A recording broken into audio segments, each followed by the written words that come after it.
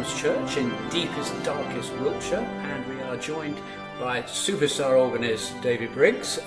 We've just had a wonderful chat about your early time, your influences. It sounds absolutely incredible. King's College, Cambridge, etc. But then you went into cathedral music for a while. That's right, isn't it? Absolutely.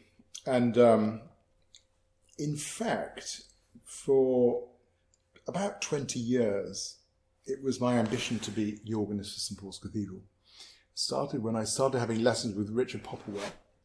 I used to come down as a 14, 15-year-old on the train from Birmingham. Yeah. And I used to have my lesson at, 2 o'clock or something like that. It was actually the organ at Cornhill, where he was the organist, was out for restoration. So we used to meet at St Martin's, Ludgate Hill, on that amazing Father Smith organ. You know? And so the lesson would finish at 3. And then I'd go and have a coffee or whatever, and then Evensong at St Paul's was at 4 o'clock in those days. Yeah. And these were the halcyon days of Barry and Christopher and John Scott. Usually John was playing on Wednesdays, and this was like lifeblood to me. I used to go in there, and the choir was just astonishing. Every week, the psalms were like Bruckner's symphonies, and you know, an amen cadence would be the most beautiful thing ever created. Wow! Just incredible. And it was usually John playing, and I recall one service when he played the Bridge Adagio, and it was one of the most incredible things I ever heard. In those days, there was no curtain, so I just saw this kind of orange blur of hair, you know, and this unbelievable crescendo. And I remember that at the end, the Verger had asked me to leave, but I was actually crying because I was so touched by this. So even from 14, 15 years old, I just wanted to be organist at St Paul's. And I wanted to be a curious mixture of Barry Rose and John Scott. What's the secret? Well, that organ is half of the battle. Isn't it? It's wonderful. It's fantastic. So wonderful. For me, the best organ in London, you know, by far. It's glorious. But I realised kind of later in my career that there are many people who do choirs much better than me, and I'm really an organist. So, you know, life never stays the same. You know, things change in life, don't they? Your priorities and everything. But I went after King's to Hereford to be Roy Massey's assistant. That was marvellous, actually. The choir was terrific. What was the magic about Roy? Because I mean, I've crossed with him in my career as well. But you were a chorus with him, and then you were assistant. What was the thing that he, had? He taught my granddad as well. Oh, really? In the 1950s in Birmingham. Yeah. I mean, an amazing character and wonderful. Yeah. What did he have though that made it so amazing? Maybe you can't put your finger on it. All sorts of different facets, really. I mean, he was an incredible choir trainer, you know. I mean, the boys were fantastic, really. From the production, if you listen to the recordings, I mean, the choir's amazing. You know, from the 1980s, 1990s, very, very high level. The psalms were fantastic. It was the psalms for the day, and great polish. There was always great polish, wasn't there? Polish, phrasing, very well in tune all the time. You know, the sound was free and easy all the way up. He used to come out with one, I mean, oh Lord. Ones that you can repeat. Ones that I can repeat on film, Do you have editing capabilities on this? Things like that. What a bloody racket that was. Use your head voice, you Burke. Things like that. I don't think he picked that up from David Wilcox, probably. At least it wasn't the same accent. But I learnt so much from Roy. Absolutely. The Father Willis organ, incredible, especially for accompanying, just kind of wrapping yourself around the choir with all this colour, and I loved it. Did he teach you the organ at No. any stage? No, he never did. No. But I mean, he became pretty quickly aware of the sort of sounds that he thought would be helpful in accompanying, and knowing when to be clearer or knowing when to take a back seat, all that kind of great instruction in the art of accompaniment, actually. Quite free in some ways, but not without method, so to say. Sure. He was an incredible player too. Oh yes. I remember when I was a choir boy. He was up there with Gillian Weir and Simon Preston, Nick Kynaston. Oh, really? He was really an amazing player. Yeah. And the other side, the big part of the Hereford assistantship is the three choirs. The three choirs, yeah. And actually, between 85 and 88, there were, I believe, 6 people in the three choirs chorus who had sung under Elgar. Oh my gosh, that's amazing. That's not so long ago. Because Elgar conducted, I think, in the 1933 festival. I think it was the Kingdom, and they sung as teenagers, kind of thing. There was this little old lady at the back of the second altos who wore a tiny little hat and pink gloves. She came up to me. We were doing Drontius, and just before the intermission in the rehearsal, we'd been rehearsing the Demon's Chorus. So, with all these, the Elgar, the sort of like gargoyles, And this lady came up to me and said, Mr. Briggs, if I may say so, jolly well played in the Demon's Chorus. I said, well, thank you very much. And I thought you might be interested to know that Sir Edward liked it this way. And so she did this imitation of the problem with this lady is that everything she sang sounded a bit like this. So I love doing the repetiteur and getting really inside the big Elgar pieces. And we did Belshazzar's Feast. It was my first exposure to the B minor Mass, C Symphony, all the Britain War Requiem. I remember that was really a great training ground. Yeah, totally. Absolutely. Did they turn the cathedral around for the three choirs that you performed at the West End? That's right, yeah. And what did you do about an organ in that situation? There's a 2-manual festival organ that I think dates from the 30s. Oh, okay.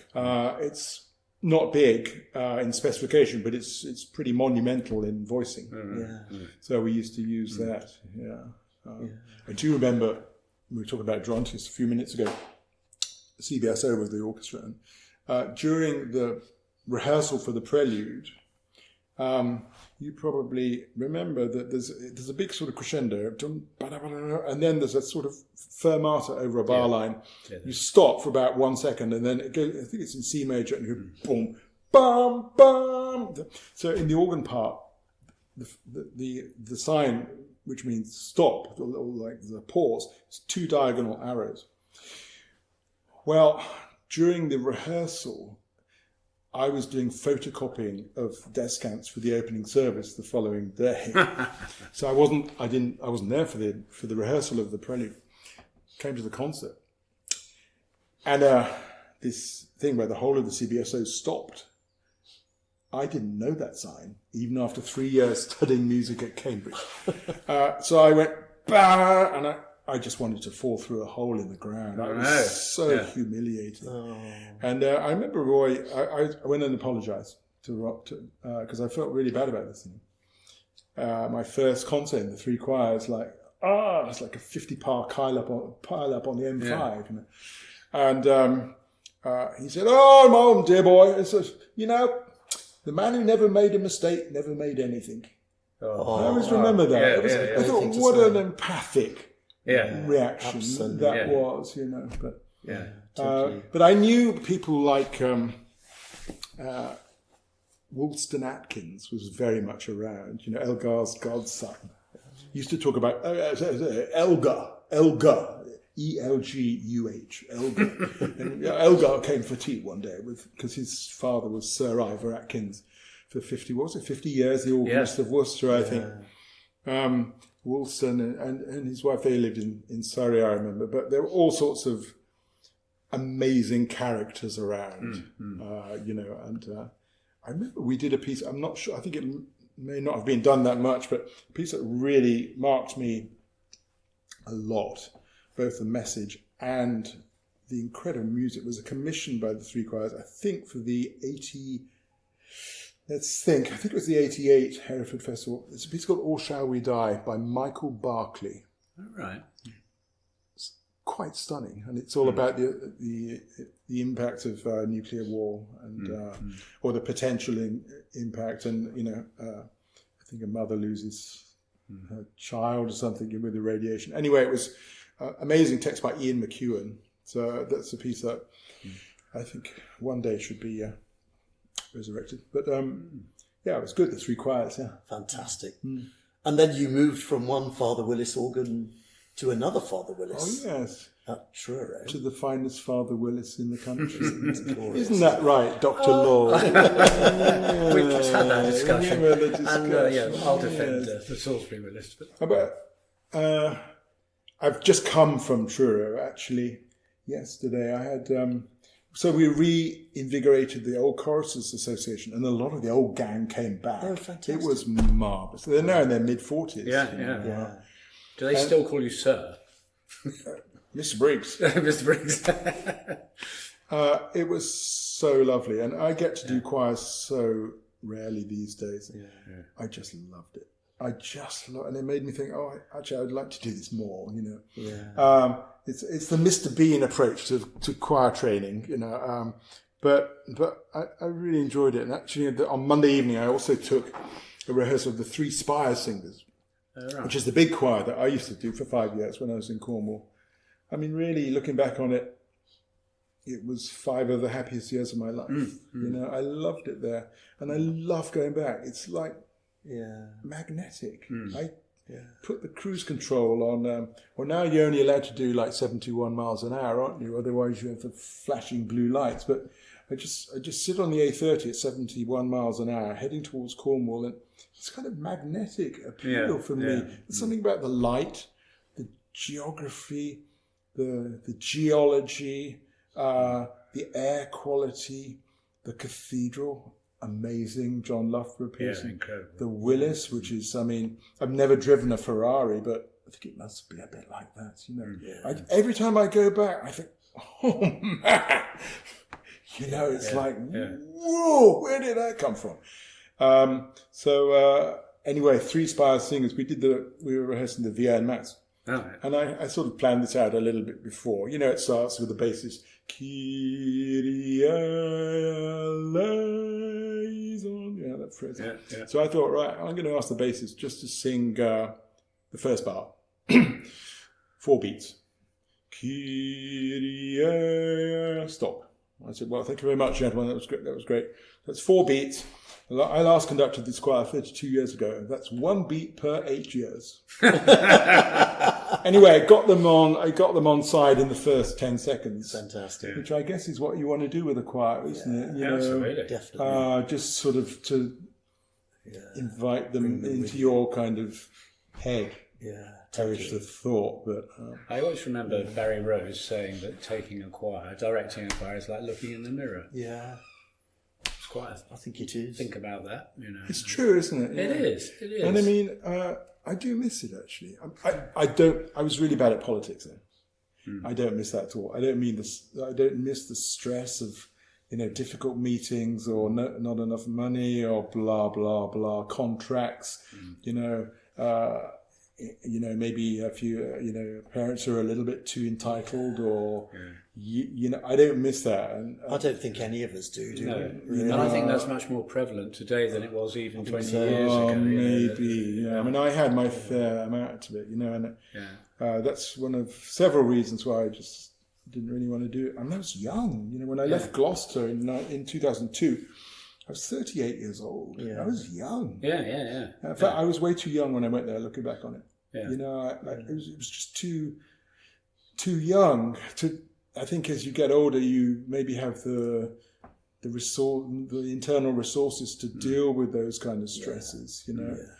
But the actual music. I just love it. I love doing with voices, and the sort of things that I get to do now. Occasionally in the US and here is sort of dipping my toe in.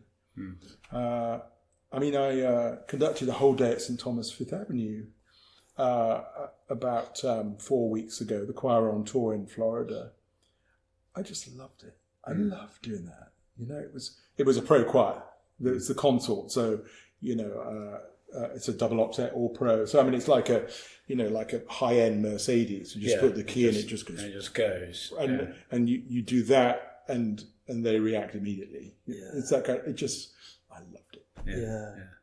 And at Truro, there was a school. Is it Polwheel? Yeah. Where choristers went. Yeah. Is that link still carrying on? It changed about, well, I'm not very good on the timings, but maybe 8 or 10 years ago. So now all the boys and all the girls are educated at Truro School. Okay. All right. And as far as I can see, it works extremely well. Yeah. Actually, now it's boys and girls in the main choir. Yes. And I mean, I worked with them on Friday. I took a trebles only rehearsal, and I said to them, I haven't done this for 32 years. So, if you can't follow what I'm doing with my hands, I'll fully understand if you completely look the opposite direction.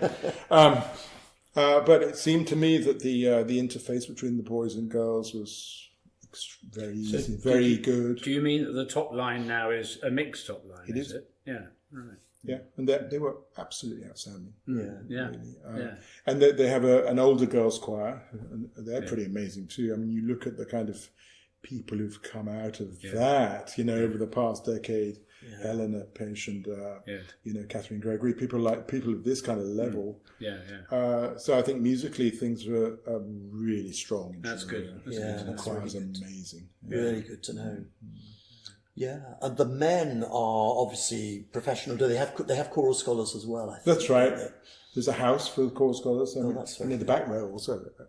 Fantastic. Yeah, amazing.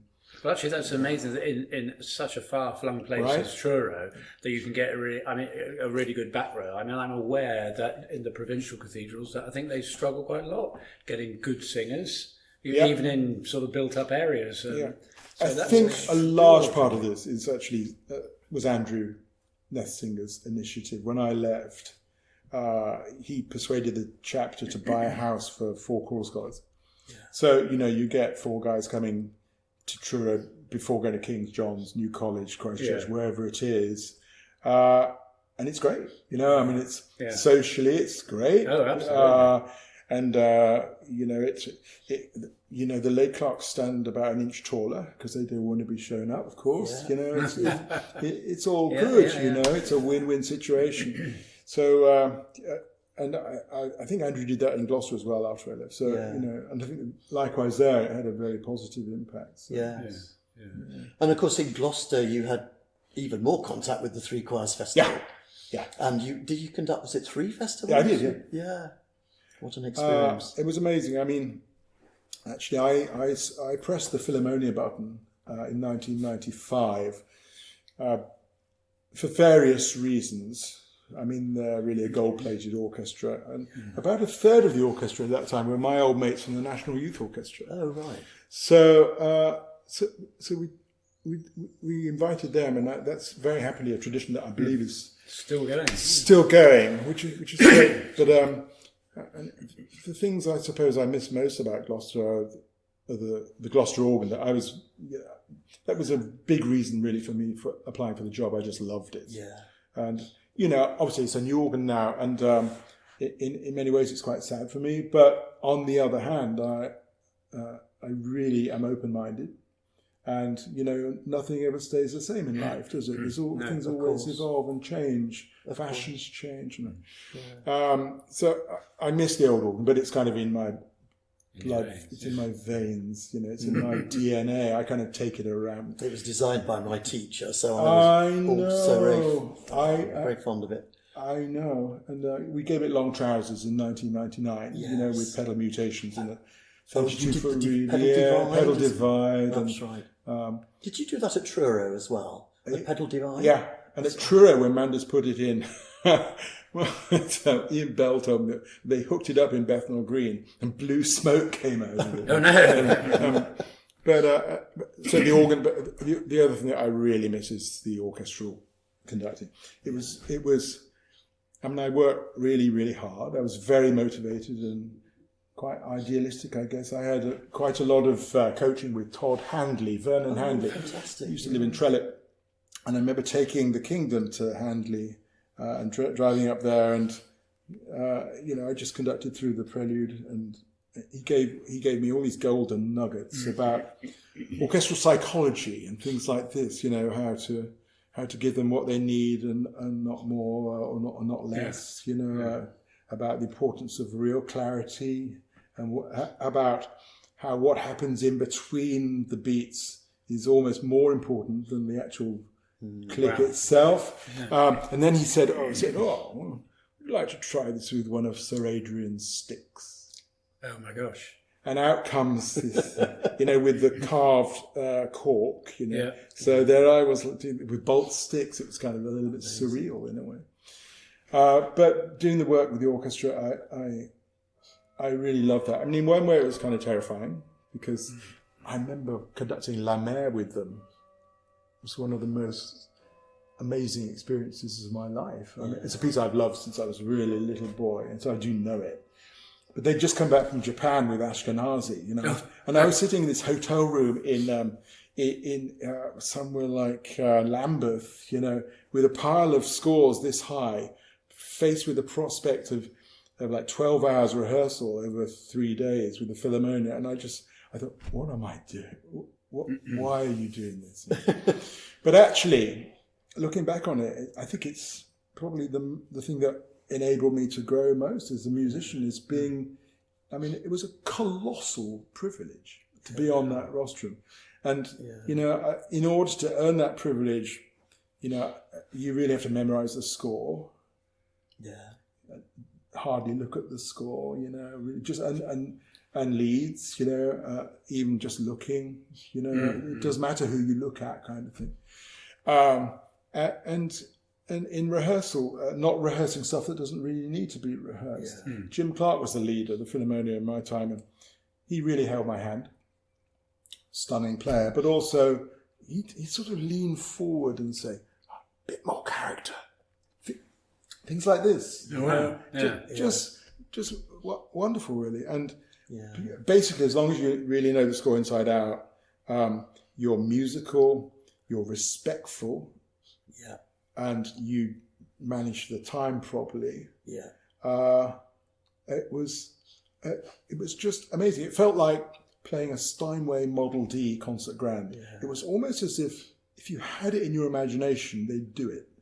And then, you know, with an orchestra like that, the rehearsals were, you know, good. But you get to the concert, and the afterburners are engaged. Wow. And it was just totally exhilarating. So I missed that. And I guess working with an orchestra like that must have informed your approach to organ scores and orchestral scores and your transcribing of works like Brahms too and so on. Yeah, I mean, I just really love orchestral music. You know, on my phone, it's orchestral music I listen to most of all. You know, so that's really the only reason I have made these transcriptions, just to play it on my own instrument, and you know, to make the organ as it's not the same as the orchestra. That's not the intention, you know. But I think people can be really affected by hearing this great music on organs. And I recorded Mahler 5 on the Gloucester organ in 1997, and I got this email from some guy saying, "Oh, I've had your Mahler disc for a decade. And, yesterday I bought the orchestral version, and I much prefer the organ version." I thought, the check's in the post. There you go.